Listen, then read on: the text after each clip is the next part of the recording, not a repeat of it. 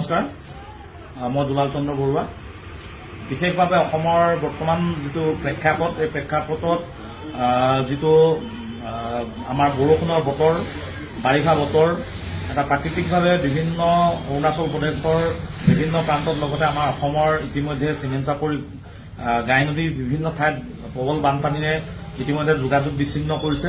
শেহতীয়াভাৱে আমি এতিয়া এটা খবৰ পাইছোঁ বা সকলোৱে ইতিমধ্যে ভিডিঅ'বিলাক পাইছে।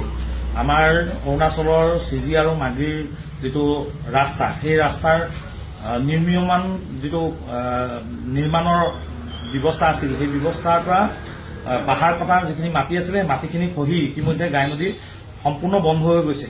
গতিকে গাই নদীৰ বন্ধৰ ফলত বহুত এটা বৃহৎ অঞ্চল ইতিমধ্যে পানীৰে আবৃত হৈ আছে আৰু কেতিয়া ভাগেটো কোনো ইয়াৰ স্থিৰতা নাই।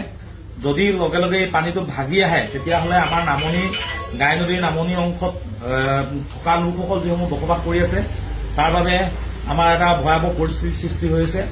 গতিকে এই পৰিস্থিতিৰ সন্মুখীন আমি কেনেকৈ হ'ম, তাৰ বাবে সকলো ইতিমধ্যে হুঁচিয়াৰ হ'বলৈ আমি আহ্বান জনাইছোঁ। গৰু ছাগলীকে ধৰি মানুহ প্ৰত্যেকেই হুঁচিয়াৰ হৈ থাকিবলৈ মই সকলোকে অনুৰোধ জনাইছোঁ। কোন মুহূৰ্তত পানী আহি কি ৰূপ লয় তাক এতিয়ালৈকে অনুমেয় হ'ব পৰা নাই। গতিকে সকলো যাতে হুঁচিয়াৰ থাকে। যদি ওচৰে পাজৰে নিৰাপদ স্থানত যদি স্কুল বা বিদ্যালয়ৰ বিভিন্ন ৰাজহুৱা স্থান আছে, তেনেকুৱাবিলাকতো যদি আপোনালোক যদি থাকিবলগীয়া হয়, তেতিয়াহ'লে আপোনালোকে এইখিনি আমাৰ লগত যোগাযোগ কৰিব।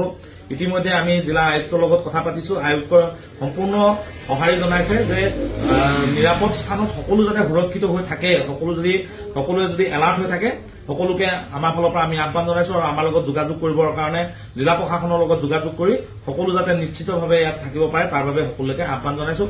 আপোনালোকে নিৰ্ভয়ে আৰু আপোনালোকে আতংকিত নহয়, আপোনালোকে নিৰাপদভাৱে থাকিবলৈ সকলোকে আহ্বান জনাবলৈ মই অনুৰোধ জনাম। ধন্যবাদ।